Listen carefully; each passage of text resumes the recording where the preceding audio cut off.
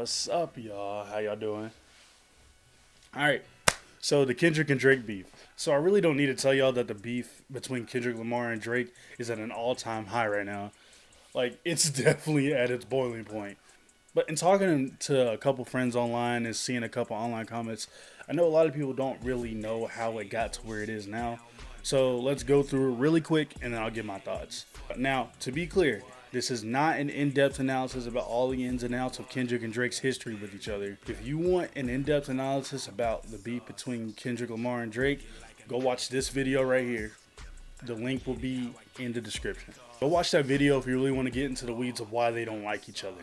It might be a little surprising given where it is today, but Kendrick and Drake actually started on seemingly good terms. At the beginning, Drake was already a very established artist, and Kendrick was just starting out. Drake went to some of Kendrick's shows, they were showing love in the Twitter DMs, and eventually Drake had Kendrick feature on his album Take Care, and Kendrick and A$AP Rocky went on tour with him. Everything seemed really good between the two until Kendrick's feature on Big Sean's song Control, where he took shots at multiple rappers, including Drake, and Drake didn't seem to take it too well. Just like, I don't know, it just wasn't real to me. It's like, I saw him after that, and it was just like love. So it's like, was that real, or was that just like for the people? You know what I mean? I think it's a sparring kind of sport. Yeah, but at the same time, it's like, then let it be real then, I mean, because those were harsh words, right? So it's like, you can't just say that and then see me and be like, yeah, man, what's up? Pretending like nothing ever happened. Like, that's not. From that point on, the beef between the two of them gradually grew over the years, with both of them making some subliminal, some not so subliminal shots at each other.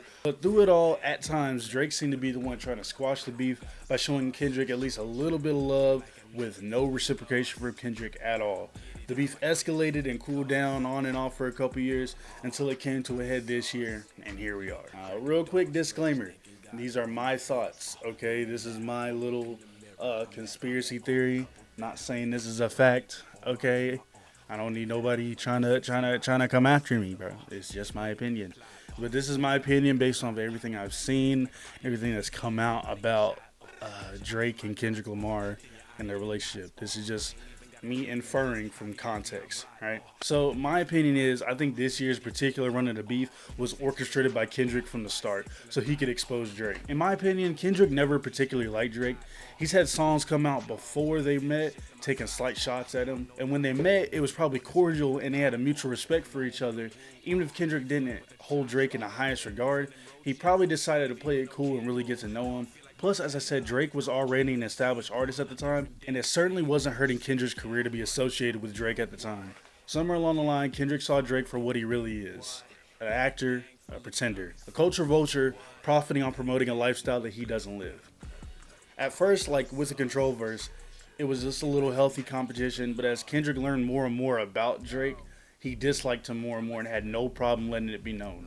While Drake, on the other hand, tried to squash the beef. At first, he tried to make it seem like it didn't really bother him, as he expressed that he thought Kendrick was good, but only as like a conscious rapper. And someone like Kendrick can never be in a lane like him. But as Kendrick grew and had multiple hits, he made it very clear that he could dominate the lane Drake was in if he was wanted to, and was here to stay. Once Kendrick blew up, he quickly gained the respect of most of the hip-hop community, something Drake has always had to struggle for, even to this day, especially today, after the disses. So even though Drake shot back at Kendrick from time to time, he'd always try to show some love, or at least some form of professional respect for Kendrick, because Drake, who's always wanted the almost universal love from the community that Kendrick has, can't achieve that goal by beefing with the one that so many people call the savior of hip-hop. After Kendrick dropped Damn in 2017, the beef died down for a few years as Kendrick didn't drop anything for almost 4 years. I feel like Kendrick learned something about Drake that made him go from just disliking him to actively straight up hating him, which to me isn't hard to believe that someone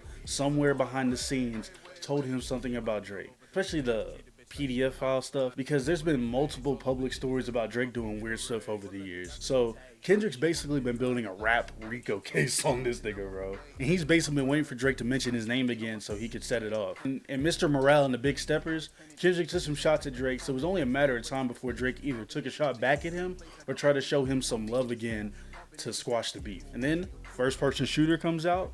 Kendrick's name is mentioned in the song, it's go time. And he kind of posed the verse and liked that as though he were inviting J. Cole and Drake into some healthy competition rap beef, which is how most people took it at the time. Plus, with other artists who've had problems with Drake in the past getting involved, it was virtually impossible for Drake to ignore the disses, and he'd have to respond.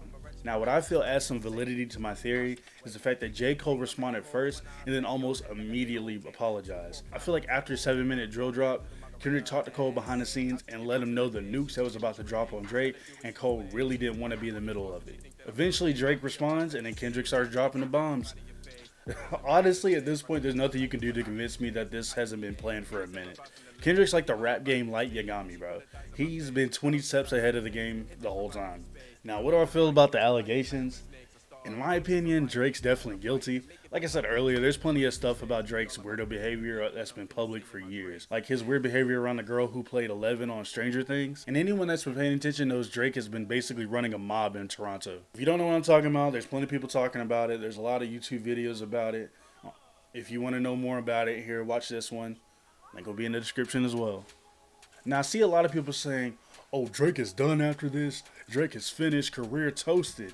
As much as I kind of want to agree, I cannot. Drake is at that level of superstar where his fan base is so big and will blindly follow him that he will have supporters until the day he dies, probably even after. Plus, he's so wealthy that even if he never sold another record, he would be set for multiple lifetimes. But he more than likely will. As long as these venues think that you'll bring in ticket sales, they'll let you perform wherever. And if anyone's gonna fill seats in this day and age, it's Drake. If you're hoping he'll face some criminal charges, wouldn't hold my breath. We all know that money talks in this world. Plus, it's not like Kendrick disses can be like taken to court and used as evidence. Even if it did, even if we had concrete evidence that he did all the shit he's being accused of, it would still be a long while before we see him face any type of charges. And even then, the chances of him being indicted with his money and his reach are slim to none.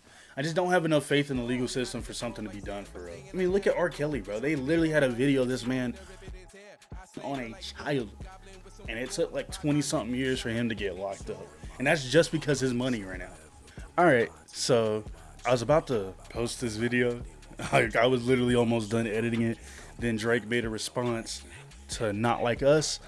And yeah, I feel like I just had to add this on real quick, and I'm trying to get it out as soon as possible for, you know, Kendrick drops 3 more disses, and I'm behind on the times. But so in the song, Drake said that basically he planted the information about him having an 11-year-old daughter, so Kendrick would take the bait or whatever. I don't believe that at all. I don't think that's true at all. I'm just saying that right now. I think what happened was, like I said before, I think Kendrick baited Drake into this beef, and then he exposed Drake. Drake figured out what Kendrick did. Like, he realized what Kendrick did. Figured out he got baited, and now he's trying to flip it so he seems like the mastermind. It doesn't seem like most people believe it. If you look on like Twitter and stuff, most people aren't believing that Drake actually was the mastermind behind this whole thing. I'm one of them, but I think he just did that for his core fan. Like I said, Drake is a huge artist. He's reached that level of stardom that it does not matter what he says, it does not matter what he does at this point. There will always be people there to support him and what he does. And you can see that there. People thinking Drake is like, they think Drake's the like Yagami of the rap game. But I think he's just lying, trying to save face.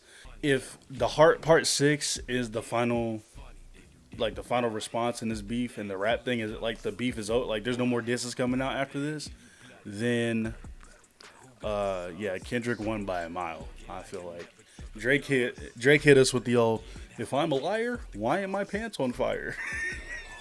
Then he said he's too famous to be a pedo. That doesn't even make any sense. Yeah, because there's not a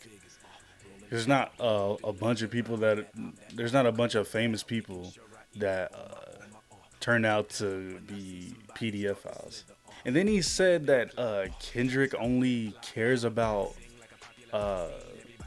PDF files because he was like, something happened to him as a kid, which it didn't. He took it from a song. He just didn't understand the lyrics that Kendrick was saying, so number one, he got it wrong. And number two, even if that was true and something happened to Kendrick when he was a child, and that's why he doesn't like he doesn't like PDF files. How is that a diss? How does that? How is that a thing? Like, even if it's 100% true, how is that a diss? Oh, you had something happen to you and your child. That's why you don't like adults doing stuff to children now. Duh. Like, that's not even a. What? So are you saying that unless you've been a victim, you can't have a problem with? It doesn't. It's such a terrible response. It's not good at all. If you think Drake is telling the truth, unless Drake comes out with some absolute concrete proof that he planted that information for Kendrick to put out there, it's all just cap, bro. It's all just cap. And I get it's a little weird I'm saying that because it's like, well, Kendrick said all that stuff about Drake and he has no proof for it. Kendrick didn't provide any direct proof, but there's also been like a lot of stories out about Drake over the years. So he really, like, outside of the Kendrick beef, people have been calling Drake for years, bro. For years, it's been happening. So, honestly, it's not that hard for me to believe. I understand there's no proof, but it's not that hard for me to believe. There's nothing. Honestly, I really don't know. Maybe I'm being unfair because there's nothing that Drake really could have said in my eyes that would have like changed my mind. So, I guess I'm biased. Obviously, I'm biased. We're all biased, but you know. And just to be clear, and I said this like, oh, why you like don't trust Drake blindly off of what he's saying. I'm not trusting Kendrick blindly just off what he's saying. I'm trusting off what he said combined with all the stuff I've seen come out about Drake over the years, and that's how I'm basing who I think. And I saw somewhere people talking about, oh, what about the actual rap bars? I don't know if this is the problem with like No Child Left Behind, bro, because y'all are not picking up. It is way beyond rap beef right now, bro. It is like, this is real life, real stuff. I mean, the bars are good all around. Drake and Kendrick both have good bars, but it's past that now.